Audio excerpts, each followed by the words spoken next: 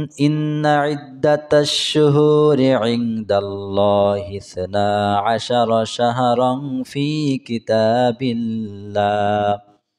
আল্লাহ তাআলা বললেন যে আমি আল্লাহ সুবহানাহু ওয়া তাআলা যখন এই আসমান এবং জমিন সৃষ্টি করেছিলাম, পৃথিবী সৃষ্টি করেছিলাম, ঠিক সেই সময় আমি আল্লাহ রব্বুল আলামিন 12টি মাসে আরবি মাসের নামটাও ঘোষণা করে দিলাম। বলেন সুবহানাল্লাহ। যে সময় এই জমিন, এই পৃথিবী, আসমান সৃষ্টি হয়েছে, সেই সময়েই কিন্তু আল্লাহ তাআলার এই আরবি 12টি মাসের কথা সেখানেই আল্লাহ তাআলা ঘোষণা করে দিয়েছিলেন। আল্লাহ রাব্বুল আলামিন বলছেন, এই মাসগুলো আমি তোমাদের প্রতি ঘোষণা করে দিলাম। আরবি 12টি মাস তোমাদের মধ্যে আমি আল্লাহ তাআলা ঘোষণা করে দিলাম। আর এই 12টি আরবি মাসের ভিতরে 4টি মাস হলো সেরা মাস।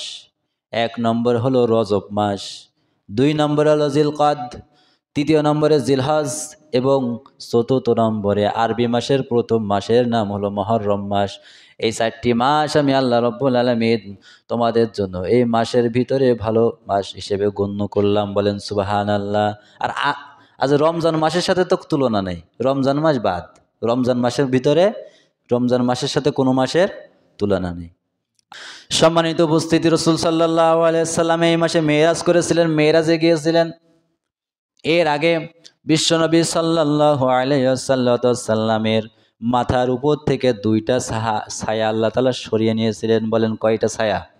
ছায়া বলতে গেলে বিশ্বনবী সাল্লাল্লাহু আলাইহি সাল্লামের স্ত্রী মা খাদিজা রাদিয়াল্লাহু তাআলা আনহাকে আল্লাহ রাব্বুল আলামিন এই মাসে, রজব মাসে কিন্তু দুনিয়া ছেড়ে দিয়েছিলেন, মৃত্যু দিয়েছিলেন। বিশ্বনবী সাল্লাল্লাহু আলাইহি সাল্লাম 10ম হিজরিতে আল্লাহ তাআলা মেরাজে নিয়েছিলেন। 10ম হিজরিতে মেরাজে নিয়েছিলেন। নবীজির স্ত্রীকে আল্লাহ তাআলা এই দুনিয়ার মায়া ত্যাগ করিয়ে দিলেন। মাতার যে ছায়া ছিলেন মা খাদিজা রাদিয়াল্লাহু তাআলা আনহা অর্থ দিয়ে নবীজিকে এত সাহায্য করেছেন, এত শেল্টার দিয়েছেন, দিনের কাজে ব্যয় করার জন্য অনেক অর্থ যা যা লাগে খাদিজা রাদিয়াল্লাহু তাআলা আনহা কিন্তু সব ঢেলে দিয়েছিলেন। ওই সময় মক্কার ধনী ছিলেন খাদিজা রাদিয়াল্লাহু তাআলা আনহা। আল্লাহ তাআলা তিনাকে মৃত্যু দিয়ে দিলেন, দুনিয়া থেকে কবরের জগতে নিয়ে গেলেন। 2য় নম্বরে যে ছায়াটা ছিলেন আবু তালেব, আল্লাহ তাআলা সেই চাচাকেও কিন্তু দুনিয়া ছেড়ে দিলেন, দুনিয়া থেকে চলে গেলেন। আবু তালেব তাকে কি শেল্টার দিয়েছিলেন? রাজনৈতিক জীবনে যত ঝামেলা আছে, যত অত্যাচার আছে, সব কিছু ওই চাচা কিন্তু একা একাই শেল্টার দিয়েছিলেন। যে ভাতিজা, তুমি কোরআনের দাওয়াত দিবা, তোমার আর কোনো চিন্তা নাই। যত রাজনৈতিক দিকে তো তোমার সমস্যা হবে, আমি চাচা কি করব? তোমাকে শেল্টার দেব, তোমার পক্ষে থাকবো, তাদের বিপক্ষে থেকে তোমাকে সাহায্য করব। কিন্তু তার আদর্শ মানে নাই। তাই রসুল সাল্লাল্লাহু আলাইহি সাল্লামের মাথার উপর থেকে 2টা ছায়া আল্লাহ তাআলা এই মাসে নিয়ে নিলেন। আচ্ছা বলেন, আপন যে স্ত্রী ছিলেন, টাকা পয়সা দিয়ে ইসলামের জন্য সহযোগিতা করতেন, সেই স্ত্রী মারা গেল। চাচা ইসলামের জন্য যত অত্যাচার জুলুম আসে চাচা ঠেকিয়ে দিতেন, সেই চাচাটাও মারা গেল। এমত অবস্থায় বিশ্বনবী সাল্লাল্লাহু আলাইহি সাল্লাম তায়েফের ময়দানে গেলেন। এগুলো কিন্তু মিরাজের ঘটনা। তায়েফের ময়দানে গেলেন। তায়েফের ময়দানে বিশ্বনবী সাল্লাল্লাহু আলাইহি ওয়াসাল্লাম তায়েফবাসীকে কালিমাত দাওয়াত দেওয়ার জন্য গেলেন। বলেন তো দেখি, এখানে কি নবীজির কোনো স্বার্থ ছিল নাকি? কোনো স্বার্থ ছিল নাই, কোনো অন্যায় ছিল নাই।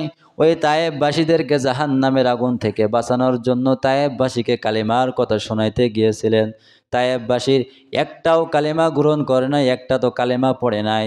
সুতরাং বিপক্ষে করে বিশ্বনবী সাল্লাল্লাহু আলাইহি ওয়াসাল্লামকে তায়েফবাসীদের ওই ছোট ছোট ছেলে মেয়েরা, ওই ছোট ছোট বাচ্চারা, কাফেররা, তায়েফবাসীর কাফেররা বিশ্বনবীকে পাথর মেরে গাগুলো রক্তাক্ত করে দিয়েছিলেন, সারা দেহ মুবারক রক্তাক্ত করে দিয়েছিলেন।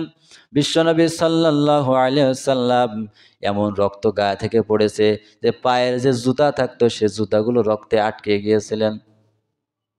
এত অত্যাচার তিনি সহ্য করেছেন।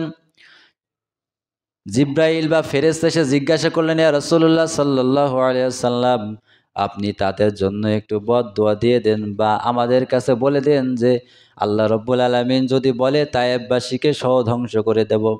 বিশ্বনবী সাল্লাল্লাহু আলাইহি সাল্লাম বললেন, না, আমরা যদি বদদুয়া করে দিই তায়েফবাসী তো ধ্বংস হয়ে যাবে, তো এই কালেমার দাওয়াত কাদের কাছে আমরা পৌঁছায় দেব?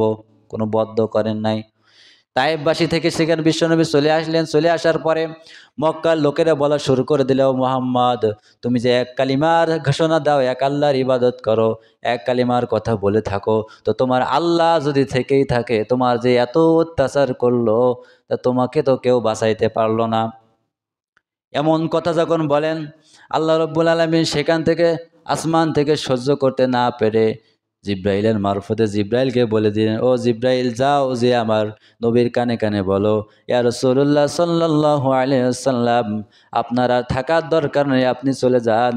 আল্লাহ রব্বুল আলামিন আপনাকে মেরাজের ঘোষণা দিয়েছেন, যান আল্লাহর কাছে মেরাজে চলে যান। বলেন সুবহানাল্লাহ। তায়েফবাসী থেকে আসার পরে আয়েশা রাদিয়াল্লাহু তাআলা আনহু বিশ্বনবী সাল্লাল্লাহু আলাইহি ওয়াসাল্লামকে অনেক দিন পরে গায়ে হাত দিয়ে দেখে। গায়ের কাপড় যখন খুলে হাত দিয়ে দেখে, ওই যে উঁচু উঁচু একটু দাগ আছে, যেমন হাম হলে বা একটা ঘা হলে যে দাগগুলো থাকে উঁচু উঁচু ছোট ছোট, সারা দেহ মুবারকটা এরকম ঘা বসে গেছে। আয়েশা রাদিয়াল্লাহু তাআলা আনহা বললেন, ইয়া রাসূলুল্লাহ সাল্লাল্লাহু আলাইহি ওয়াসাল্লাম আপনার গায়ে কি কোনোদিন হাম হয়েছিল নাকি? নবীজি বললেন, আয়েশা তুমি এ কেমন কথা আমাকে শোনায় দিলে, যে আমার দেহে মুবারকের ভিতরে আমার দেহে কোনোদিন মশা মাছি বসা পর্যন্ত আল্লাহ তাআলা হারাম করে দিলেন। আমার দেহে কিছু বসে না, আর এটা আল্লাহ তাআলা হারাম করে দিয়েছেন। আর আমার গায়ে থেকে যে ঘাম বের হয়, সে ঘামগুলো নিয়ে আমার সাহাবীরা, আমার উম্মতেরা আতর হিসেবে ব্যবহার করে, সুগন্ধি হিসেবে ব্যবহার করে। সুতরাং আমার গায়ে মশা বাজে বসা তো দূরের কথা, আমার গায়ে কোনো ঘাও হয় নাই, কোনো কিছুই হয় নাই। ওই তায়েফে গিয়েছিলাম, তায়েফের কাফেরেরা আমার কথা সহ্য করতে না পেরে, কালেমার কথা গ্রহণ না করে, তায়েফের কাফেররা ছোট ছোট বাচ্চারা আমার শরীরে পাথর মেরে এরকম রক্তাক্ত করে দিয়েছিল। নবীজি বললেন, কষ্ট করে বললেন, যে আমার গায়ে মশা মাছি বসা আল্লাহ হারাম করে দিয়েছেন, তা তুমি এমন কথা কেন বললে যে আমার গায়ে ঘা হয়েছিল না হাম হয়েছিল? যেখানে মশা মাছি বসা পর্যন্ত হারাম, সেই গায়ে ঘা হতে পারে? কিছু হতে পারে না। তো বললেন, কষ্ট নিয়ে বললেন, ওই তায়েফে গিয়েছিলাম কালিমার দাওয়াত দেওয়ার জন্য, তায়েফের কাফেরেরা আমার কথা সহ্য করতে পারে নাই, তিনারা পাথর মেরে আমার দেহটা রক্তাক্ত করে দিয়েছিলেন, আর সেই দাগ এখনো পর্যন্ত লুকায় যায় নাই। বলেন আল্লাহু আকবার। এত কষ্ট সহ্য করেছেন। সম্মানিত উপস্থিতি, রাসূলুল্লাহ সাল্লাল্লাহু আলাইহি ওয়াসাল্লাম ইসলামের জন্য কত সহ্য করেছেন, কষ্ট সহ্য করেছেন। আর সেই নবী করিম সাল্লাল্লাহু আলাইহি ওয়াসাল্লামকে আল্লাহ তাআলা আদেশ করলেন, জিব্রাইল যাও, যে আমার নবীকে বলো, তিনি যখন 7 আসমান পাড়ি দিয়ে আমার মিরাজে আমার কাছে এসে চলে আসে। সম্মানিত উপস্থিতি, বিশ্বনবী সাল্লাল্লাহু আলাইহি ওয়াসাল্লাম যখন জন্মগ্রহণ করেছিলেন, একদিন কি 2 দিন পরে সাহাবীদেরকে বললেন, সাহাবীরা ওই যে আল্লাহ রসুল এসেছেন, আমার বন্ধু এসেছেন, আমার নবীকে আমি জন্মগ্রহণ করিয়েছি, ওই শিশু বাচ্চাটাকে নিয়ে মানুষকে দেখাইতে থাকো। যেমন আমাদের ছোট ছোট সন্তান যদি হয়, তাহলে অনেকে কি করি দেখিনে, অনেক জায়গায় দেখাই নি বেড়াই, বেড়ে কিনা আশেপাশে প্রতিবেশীদেরকে দেখাই। এইরকম করে বিশ্বনবী সাল্লাল্লাহু আলাইহি সাল্লাম যখন জন্মগ্রহণ করলেন, আল্লাহ রাব্বুল আলামিনের আদেশে তিনাকে আসমান জমিন সব কিছু, এলাকাবাসী সব কিছু ঘুরিয়ে ঘুরিয়ে দেখানো হলো, যে তোমরা দেখো আল্লাহর হাবিব, আল্লাহর বন্ধু কত সুন্দর করে আল্লাহ তাকে বানিয়েছেন।